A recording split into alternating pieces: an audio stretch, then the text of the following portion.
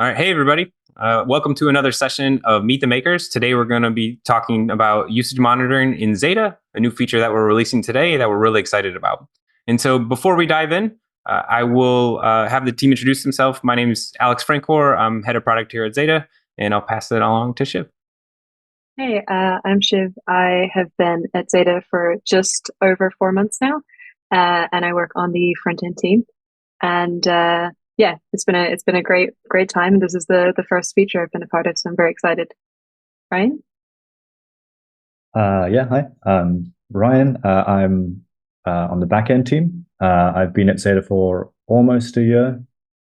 Um, yeah, I'm originally from South Africa, but currently living in Spain, in Valencia. And Shiv, where are you based out of? I'm based out of Bristol, in the UK, and also incidentally from South Africa. Yeah, nice. I didn't put that together. I knew it, but I just didn't put it together. Cool. Uh, all right. Well, I guess maybe just to jump in and about the feature itself. I know this has been something users have been requesting for a while, but maybe Ryan, you could kind of and Shiv, both of you could kind of describe a little bit about what we've just built and what we're delivering. Um, sure. I mean, in the past, it's been quite a highly requested feature is to kind of have some insight into the resource usage that you have in the system, like how much data is in your database, the kinds of things that are important and affect billing as well for our customers. Um, and internally as well, I mean, we've obviously always been able to get this data, but it's taken some time to get it. Whereas now we've rebuilt the feature to effectively allow us to get this data in almost real time, both in terms of getting data into the actual backend, as well as we can kind of request it effectively in real time now, which means it can power user-facing dashboards as well. Yeah. So the way that I see it is that these metrics that we're now exposing, they represent the value that the customer gets from Zeta. And now, for the first time, we are able to showcase this in a visual format that they can interact with and see both their current month's usage as well as going back over the billing periods and breaking it down a little bit further. Yeah, And I'll add to that in the past, it was always relatively easy to find out what the current usage was of any of the resources that people were consuming, but we weren't really tracking that particularly well over time. and maybe I think our audience might actually be interested in the decisions we made around technology here. And so, Brian, do you want to go a bit into the data store? Yeah, so we investigated a number of different database backends. We were looking for something specifically designed to store time series data, but that will also be able to consume events kind of in real time, because we have some ideas in the future that we might want to also be using this same backend for. Like I say, we investigated a number of different backends, and we ended up landing on ClickHouse. On paper, it seemed to like tick all the boxes that we were looking for. And before like 100% going with it, we did some testing. We set it up and we put in some data and tested out a bunch of things. And in practice, it also met all the requirements that we have for now. And as far as we can tell, it will continue to meet the requirements we need for the foreseeable future. And the fact that it's queryable using SQL gives us a lot of flexibility as well. Nice. And Shiv, on the front end, didn't we chose a pretty interesting charting library too, right? Yeah, so we're using Nevo charts. We evaluated a few other options, but this one gives us the flexibility to show the type of data that we're wanting to display, as well as add to that over time. So at the moment, we're showing it in a time series format that users can kind of dig into a little bit further. But over time, we might want to expose it in different ways and show pie charts and stuff that they can really dive into in a different way. Perfect. Thanks for sharing. All right, I'll dive into some of the specifics, maybe around the implementation itself. And I think we have a good sense of the pain points. We talked a little bit about it with just describing the feature. I think providing visibility to our users and their usage. But I guess this has been an ongoing project for a while, primarily because we wanted to capture enough data to show some decent historic data.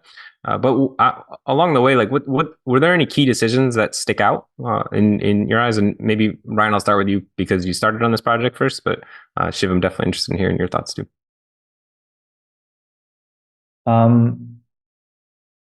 I guess one decision we had to make quite early on was how to collect the data.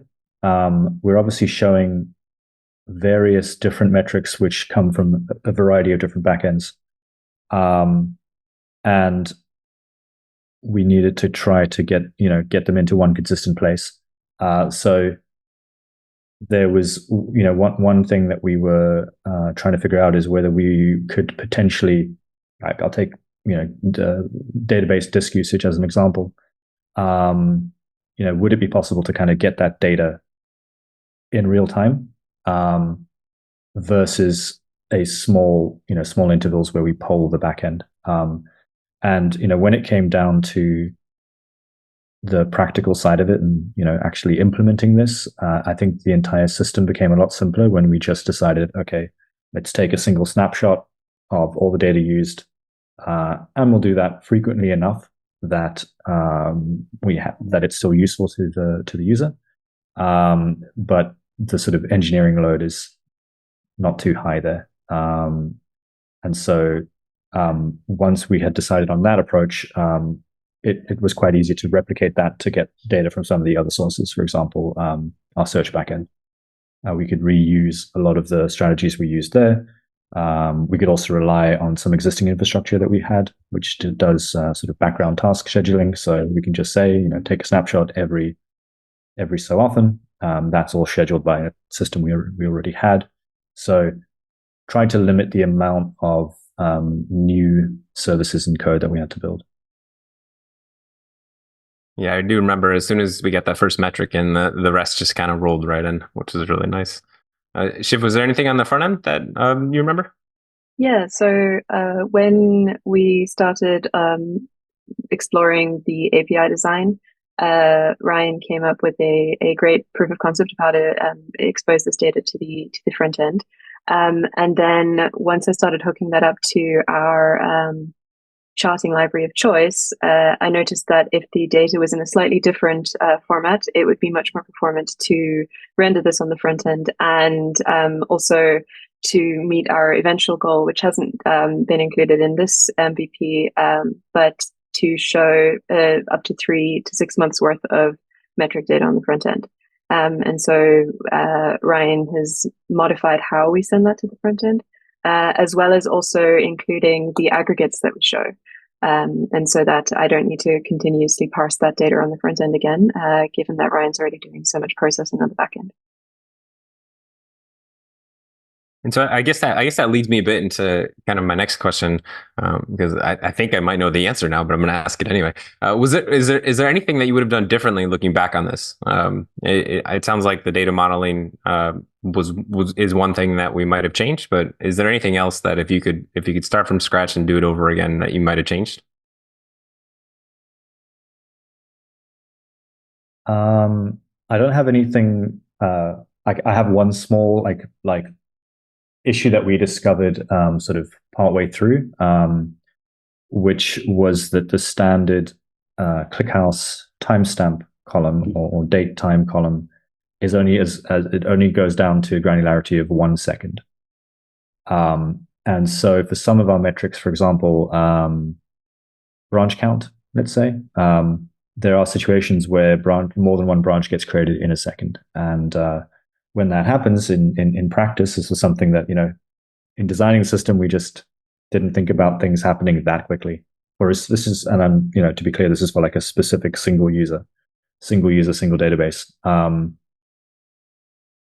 we might receive multiple events, and then it's difficult to figure out the order of those events because, as far as ClickHouse is concerned, they all arrive in the same second. So this was one of those situations where we discovered something like after implementation and had to go back and fix it, which obviously would have been better if we discovered that early on. So that's one thing that would have been nice to have known right at the beginning. Anything from you, Shiv? Yeah, or is it perfect? Everything's perfect. From the front end side, I'd say that the way that we went around about the API that I designed helped unblock a lot of questions that we had, and it helped us build the first draft of the charts and get up and going quite quickly with that. But then we started noticing things around some of the data that we're rendering is it represents kind of a usage of the amount of gigabytes in your database, where some are counts that we are how many AI questions you've made during a given time period, and so how to visually render those in a way that are understandable to users, that there's a difference between these types of data, and then which would be the optimum time period to show, be it the current month or the last 30 days, and which one is the most useful to the users at the time being. That was something that we came across as we went along, and it would have been helpful to know up front, but again, I'm not sure we would have been thinking about it at that level of detail at that point. Yep. Yeah. I definitely would have changed some of that too. And one last question, or actually, no, this is two more questions. But I don't know, is there anything that was especially memorable during the development of this feature from the beginning or in between?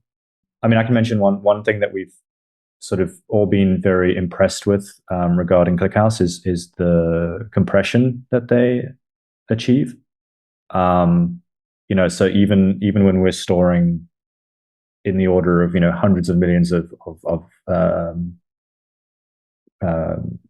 metrics, effectively rows in the database, ClickHouse stores that very, very efficiently on disk, and it's given us a lot of breathing room as well. It means we don't, like, one of the sort of decisions we have to make at some point is it's difficult to keep all data forever. So at some point, we're going to have to start considering rolling data up, like potentially throwing away really old data or storing it somewhere else, something like that. But the nice thing is that the compression is just so good that it kind of means we don't have to worry about that problem for longer than we expected. So that's been a pleasant surprise. Yeah, I remember seeing some of the compression metrics, and it is pretty impressive what ClickHouse is doing. Well, before we dive into a demo, I definitely want to give an opportunity to both of you to ask anyone watching this video or essentially what kind of feedback you'd be looking for from this feature. If you could talk to your users right now, what would you ask of them? I would really love to know if these metrics that we're showing and the way that we're showing them is answering the core questions that you had about your usage. Is there anything else that you wanted to see that we're maybe not exposing in that specific segment? And what do you think? Is there any other slice that you would like us to add? We are going to add this further on an individual branch level, and I'll clarify that during the demo. But if there is any other type of slice that you'd be interested in seeing, we'd love to hear it. Ryan? Yeah, basically the same. Just, is there anything that would make this feature more useful, or anything that's obviously missing from it?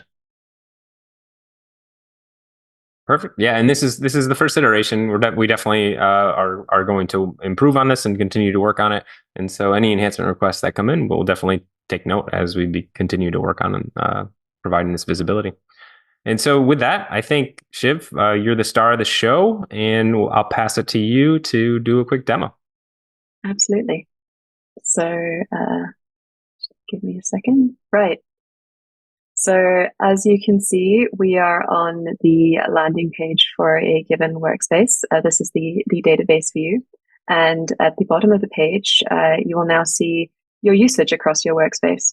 So we are exposing at the moment 5 separate metrics, and this is something that you can examine for the date ranges we've shown here. And then if you'd like to dig into it further, there is a new page where we expand on this on a higher, on a deeper level, and you can see it for the current calendar month, same as on your database landing page. But we also expose it on different timescales. So if you want to shorten that time and really see very specific the last 7 days usage, you can dig in that at that scale. Otherwise, you can look for the current billing period or the previous one as well if you're wanting to understand the bill you received and just dig in a little bit deeper on what your usage was for that time. Yeah, so this viewer is part of the Pro plan, and I've got an example of our free tier here.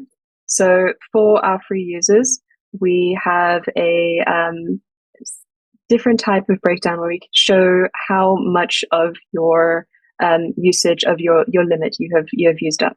And so this is a key example of an account that we might suggest upgrades relatively soon, given how far over they are on their limits, and they would definitely have received contact from us so far. This is one of our testing accounts, as you can see. And so from this view, you can also upgrade based on the metrics that you might want to have more insight into.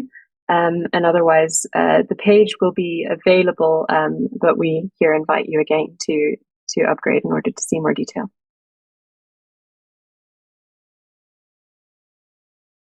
Perfect. Well, what a demo. Lovely. Love it. Yeah, I personally, I'm very excited about this feature. Been wanting to get it out, I think, since I joined the company. So this is a super useful feature for our users, and definitely gives some insight into how they're using our product. All right, I think we can wrap it up then. Thank you, Shiv and Ryan, for participating in this Meet the Maker session, and thank you all for watching. Check us out for the rest of the week. We still have more that we're releasing, and if you have any questions or want to chat with us, come check out our Discord channel. All right, thanks a lot. Have a good one.